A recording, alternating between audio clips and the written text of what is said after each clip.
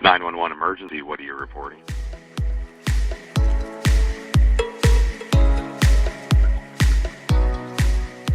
You're listening to another great episode of We Speak Dispatch. Everybody, welcome back to another great episode of We Speak Dispatch. Because you know what? If we're speaking dispatch, we're speaking it right to y'all out there. You should all be listening in on this thing saying, my God, that's the best podcast ever. And if you're watching us, that's the best YouTube, Twitter, Facebook, Instagram thing ever too. So it's all of those things in one. So today we have two special guests. We'll talk about those in just a second here, but we are joined by our regular crew out there. We've got Leslie down there. Leslie, what's going on in your world? Well, let's see. Today I went and watched polo and stopped some divots and had some champagne. And that's, just what we do here. So you're a little bit tipsy today. That's going to be great. So, oh my gosh. And we got John over there. John, how goes it in your world? It is great. You're almost in the same world as Leslie. So, 70, Indeed. Just a little bit north, and it's only 75. Clear skies here. It is perfect. Beautiful. Look at you sitting outside enjoying the Florida weather. That is awesome. All right, and Jill, how goes Jill in the kitchen? How goes that? I'm doing well. It's Sunday, so it's a meal prep day. So I'm getting everything ready for the week. Yes, we did that meal prep episode. I don't think we're going to do that again. Where we left Joe out in the snow for an hour. That was not good. We have spaghetti, squash, and sweet potatoes in the oven. So we're gearing up for a healthy week, I guess. I don't want any part of that. Anyway, so and our special guest we have over there, we've got Laurel. Laurel, tell us a little bit about yourself and your world over there. What's going on? So I'm Laurel Simmermeyer, the Assistant Director of the Indiana Statewide 911 Board. I've been with the board now for over 12 years, almost 13 years. Prior to that, I was a 911 dispatcher director for rural county in Decatur County, Indiana for 20 years. Wow. And wow. That's extensive. That's a lot of experience you got right there. That's good. All right. Yeah. And up in the corner up there, Vicky, tell us a little bit about yourself. Hi, I'm Vicky Blumke. I work for INdigital, Indiana Service Manager for them. Prior to that, which was like I've been here 8 years almost. I was a 911 dispatcher and then director at a rural county, Carroll County, Indiana for 20 years. So wow. Almost 30 years in the business. Okay. And we got you both on here today because you're both from Indiana. You both work together and you both are able to provide training for dispatchers across the state of Indiana, which is unusual to say the best. And it's just great that you guys can provide this kind of training out there. And how does you work with that? How do you get that to happen with something like that? Either one of you. So Indiana is fortunate in the fact that we have put back money to provide continuing education for dispatchers within the state. And we're very fortunate that we partnered with INdigital, who provides us our one of the ESI nets that delivers all of the 911 calls. They deliver all of the wireless calls in the state of Indiana. So Vicky and I work hand in hand. We're co-workers, even though we work for different agencies. But INdigital sponsors all of the lunches when we do our training. Which is quite good. I'm just saying. Yeah, Doug said he's never seen that before. So we are very lucky. Yeah. We are very blessed here in Indiana. So many places. Go ahead, John. I'm sorry. Go ahead. Okay. So you talked about dispatcher. One of the things I know we get a lot of folks wondering, a lot of folks from primary and secondary PSAPs tune in.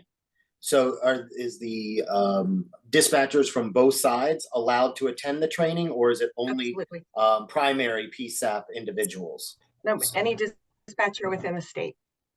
Oh, okay. Wow. And it doesn't have to be a specific locality. It could be state police, county, city, township. Correct. If they wear the headset, they're eligible. Exactly. Sweet. Yes.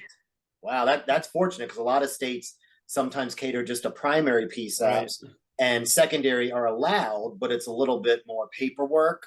Whereas here, it seems like it's bring your headset and bring yourself and come on to class. Oh yeah, exactly. We're all doing the same job. Yeah, it is funny though, because some places, and I know we talked about this when I was in Indiana, some places, even though it's free training and open and all this stuff, they still don't send people. It's like, I don't understand that philosophy, but I mean, I know people are short. I got it. Who isn't? I mean, we were short for years, and it's like you still have to get training because you would never tell a pilot, well, sorry, we can't certify you again, but keep flying. It's like that would never happen. You wouldn't do a doctor like that. And it's like, but people are comfortable saying, we're not going to send people to training. And it's crazy out there. So it's a big thing. You mentioned certify. So in Indiana, are dispatchers required to be certified by the state in some capacity and maintain certification through a minimum number of continuing education hours? So we just had our minimum training standard statute passed. I don't remember if it was last year or the year before. Vicky, do you remember? I think it was last year.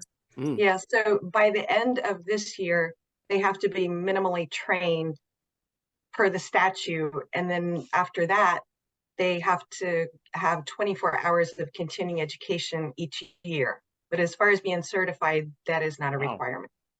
Each year. Leslie, go ahead. I see you put your hand up. So go ahead, Leslie. Well, and I'm curious because we do have a lot of people that listen who are thinking, oh my gosh, you know, how did that come to be? So how did Indiana, how long has this been part of the 911 landscape there? And how, you know, what was that process to get this line item in your budget that required this level of training for all of the employees that work in your state? So in 2012, the statute changed, the 911 statute that we operate under. So we went from being just the wireless board to the statewide 911 board, where we were collecting landline fees and wireless fees. Oh, so wow. And so there was a breakdown of making the wireless board the statewide 911 board, and there was funding left in the wireless fund, and we decided to put that back for training. Wow. Did you get any pushback on that from people saying, you know, we give them enough money, we don't need more training? Or, I mean, I know other states are going through this going, we can't get nobody to go to training or can't get funding for training, let alone sending everybody and their mama to training. So do you ever get pushback from the people that are approving these things? No. Wow. We have not. I wouldn't think so. So I'm curious too, because you both mentioned that you're from more rural 911 centers, and I know Indiana's got some fairly large county agencies as well as some you know, urban areas. How is the training that is provided vetted so it's relevant to everybody who's sitting in the room? Or is it just the responsibility of the student to go and say, okay, I'm going to be here and I'm going to take back what I can to my own agency? Or do you try to, you know, say, okay, well, this training is really geared more toward smaller agencies, so, you know, Indianapolis Police Department, maybe not so much, or vice versa? Has that been an issue? No. So Vicky and I are fortunate enough to be able to travel to the national conferences as well as other state conferences, and we get to hear a lot of speakers. We've brought in several different companies throughout the years, and then COVID hit, so we had to take some time off. But, you know, Vicky and I feel that if coming from the seat at one point in our careers, that if it's a good speaker with a good point, that somebody could take something home with them, then we get in contact with them and see if they can provide anything that would be useful for us. That's awesome. Wow. And That we is feel like, super cool. yeah, we feel like any of the training that we are bringing them will apply whether you're a big center or a little center. We try to keep it something that's across the board. Like we wouldn't bring in a speaker that's going to talk about a big metropolitan airport incident. Like that wouldn't apply to Right, our little right. Majority of our folks. So that's what we look for, something that's across the board, going to affect everybody at some time. So how did INdigital get connected up with this training? Because you guys seem to be very connected. How do they do that all over the country? I mean, I haven't heard about this kind of a combination. I mean, I haven't heard about it. So INdigital works really close with the 911 board. And Laura can explain more specifics about, what it is that we have to do. But we've always worked very closely with them throughout the state of Indiana. We supply the text to 911 and the backup 911 phones for every PSAP in our state. So that all affects, that's hand in hand with the state 911 board. And we decided that by working hand in hand, INdigital is able to help by sponsoring the lunches, and just being a face that they can relate to as well. Because we're in every PSAP. Laurel's in every PSAP, we're in every PSAP. So we just. So throughout the entire state of Indiana, it's everybody uses INdigital. Yes. Yes. Wow. That's something. Geesh. That's interesting. Okay.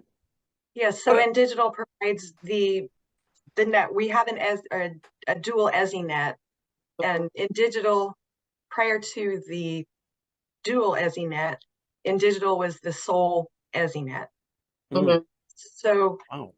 along with that, they provide the backup phones. They're called Mevo. They also provide text to and from 911. I think there might be a couple other states, Vicky, am I right, that provide to and from 911? Yeah. They also Wow. do language line for us, the translation company. Is it Language Line? Is that who it is? Language line is who we use, yes. That's who we used in California.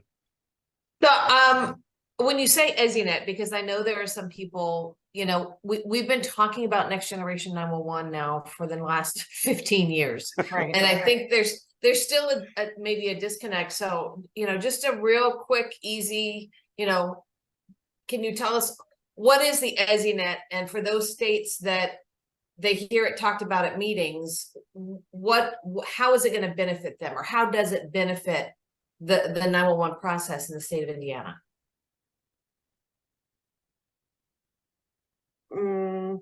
Technology is not my thing, Leslie. Okay, sorry. It's just the lines that the 911 calls I come know in. that I know that it's the Wow. 911 there, right? That's it. Okay, so Doug, edit this part out. Yes, please do, Doug. There'll be some editing going on here. Yeah, well, because you hear a lot of people talking about, and I totally get technology is not my thing either. Okay. And so when you hear about EZNet and next generation 911 and all this other stuff, I think a lot of line level dispatchers get freaked out because what is it? How does it work? Yeah. Maybe not, the nuts and bolts of it, but how is it going to impact what I do? And, I think one of the downfalls maybe of this profession is everybody wants to do it their own way. So everybody's got a different definition of what it is. And it would be great to go, okay, here it is. This is the line level that you need to know about. So yeah, totally get it. Well, that's why But we it had sounds that like- guy that you got, Leslie, to talk about technical stuff on one of our other podcasts. Oh yeah. All right. I mean, he was talking Yeah. about stuff that, I've been in the business a long time like you have, and I didn't know some of these things he's talking about. I'm like, yikes. Yeah. Yeah. Push to talk, that works. Yeah. When it That's right. doesn't- When I push the button and it works. Yeah. When it doesn't work, you got Well, problems out there. Yeah. Exactly.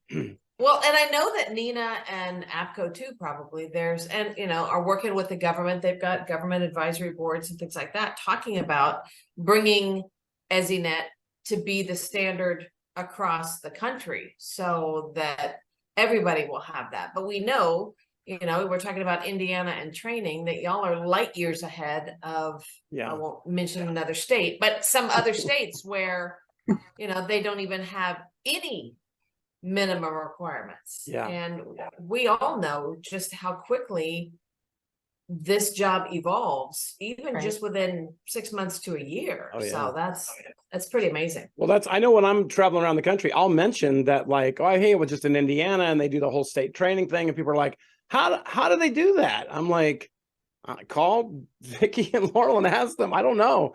I said, but it's happening. That means it's capable and it can happen to where you are. You just have to figure out how to do it. I don't know. It's like, And said, the I'm not feedback is great. Yeah. Oh, we yeah. get great feedback from, and they appreciate that it's free.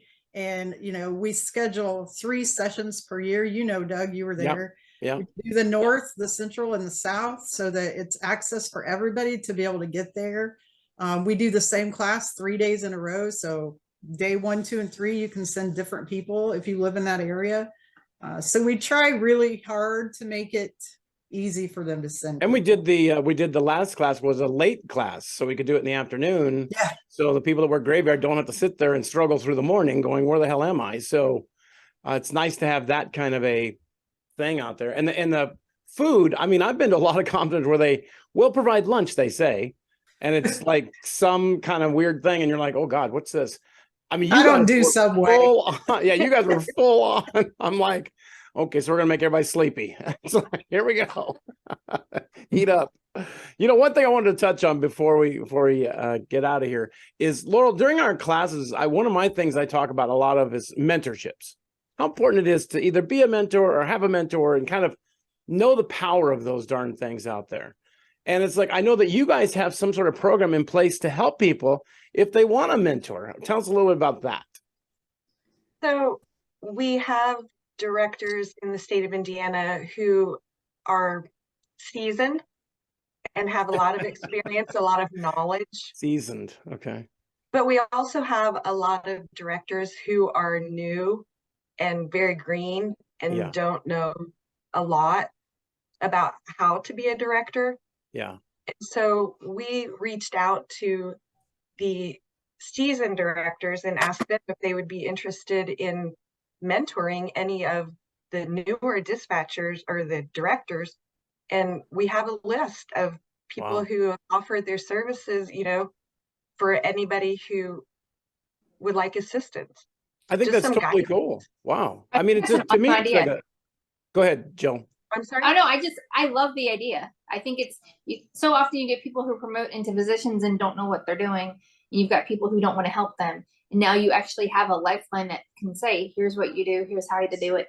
Here's how we do it. Maybe it'll work there. Or bringing new ideas into a center that's been stale for decades is probably part of this mentorship program. Yeah. Yes, exactly. I think it's such a powerful thing that I've never heard of a place promoting that. Like, hey, we've got this available to y'all if you want it. And it's like, it's such a big thing. I talk about it every class I talk about this mentorship stuff. And it just, to me, it's like amazing that sometimes people don't take that opportunity sitting right in front of them. They just kind of like, I don't need that. I'm gonna do something else. And it's like, you don't realize the power behind those things. That's the reason is they think that they can do it their own way without guidance. Yeah. And so it's really, really special when someone reaches out to you and says, you know, can you pair me up with a mentor?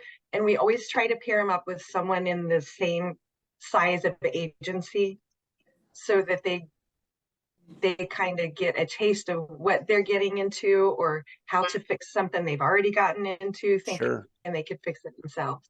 Wow. Yeah, that's such a big thing out there. It's important for people to know that mentorships are to help, not to say that you need help. You're just going to somebody who's more seasoned and more experienced to get new ideas. And I don't think it should be ever looked at as a bad thing. It's a good thing. You're wanting new ideas, you're wanting to learn new things, and I love it. I think it's great that you guys do so many great things in Indiana. I know a lot of times Leslie's referred to as seasoned, but I'm not sure what that's about. So tenured, not salty, tenured. Okay, that's a better word. Well, let me just ask you, hey, Vicky, how did you get into INdigital when you were working at a rural comm center? Well, how did that transition? What did you like? Did you meet somebody from INdigital? So that's a perfect segue. So when I became director, we got our new 911 answering system in, and guess who it was? It was INdigital. So one of the trainers, Lori Beckman, I'm sure some of you know her, was the one training us, and we just hit it off and we clicked and we became great friends. And every day, you know, at work, I'd have my Skype up and she'd hit me up. And, you know, as I was struggling to find my way, because she was a previous director, I was at the border county, which is also rural. I would say, oh my gosh, I don't know about this. What should I do? What should I do? Or I'd call after a council meeting bawling.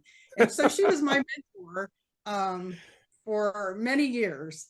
And so when I decided to leave the county, she says, why don't you get a hold of INdigital? And I'm like, oh, seriously? I'm a dispatcher. I can't work for a company like that.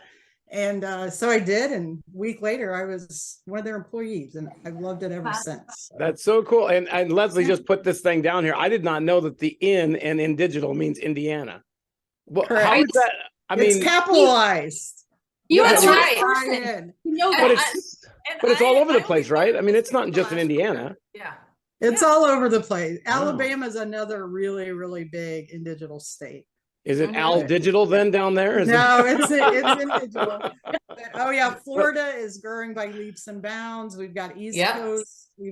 We're everywhere. I mean, Wow. we can hardly keep up. So Yeah, that's awesome. great. And Laurel, It's how did because I you feed get? them good. Come Yeah, on. that's right. exactly. You give them good food. Yeah, Laurel, how'd you get to be a statewide person when you came from a rural thing like that? Did you have pictures of somebody doing something wrong or what? So, okay, and digital might have had a little bit to do with this, but Oh, back in 2006, the first executive director of the statewide 911 board, his name was Barry Ritter, and he was the 911 director in Wayne County, which is also in mid part of Indiana. And so we all had another telephone provider for our 911 service, but we were having a lot of issues. And so Barry was smart enough to get a consortium of, the whole southeastern part of Indiana had the option to go, and we were going to have INdigital wow. build our network to bring in our 911 calls so we could get away from our other 911 service provider.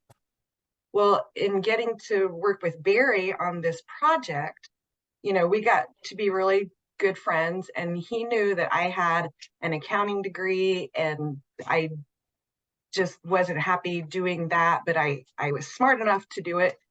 And we had a lot in common. So when we finished the project with the consortium and INdigital took care of us and provided our network, Barry left Wayne County and took the job as the executive director of the wireless board. Well, then statute changed in 2012, and Barry and I had kept in contact. He had me come into the state house to testify at hearings.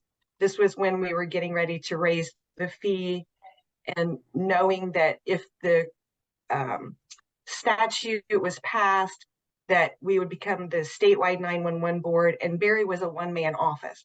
He said, if we get this bill passed, he said, would you be interested in coming to work for me?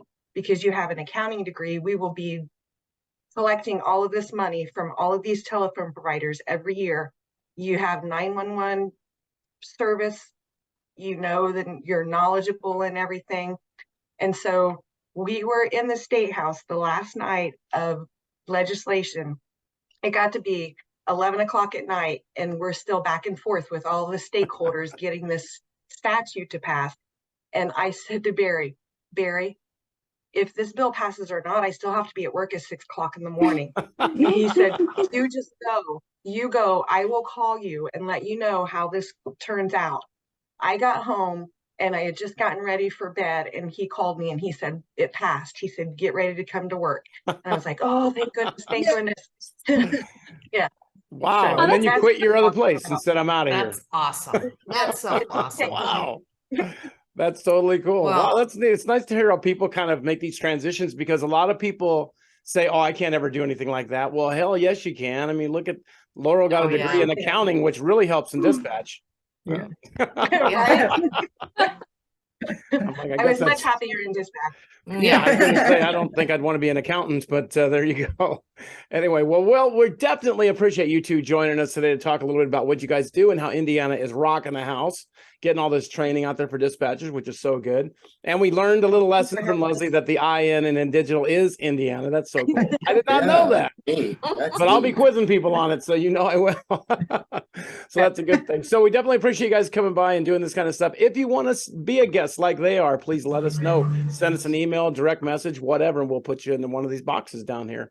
Something to do out there. And we're on Facebook, Instagram, Twitter, YouTube, and every podcast platform you could think of. Last stats I heard was 26,000 podcast plays in 46 countries, which is awesome. And we just got our updates on Facebook. We got over 100 and some odd new followers on Facebook because I was at that conference pushing out like crazy. So thank you for following us out there and doing that. Thank you, Leslie and Joe, or Leslie, John, Jill, Vicky, and Laurel. Thank you guys very much for coming by. Go out and make it a great day because you know we always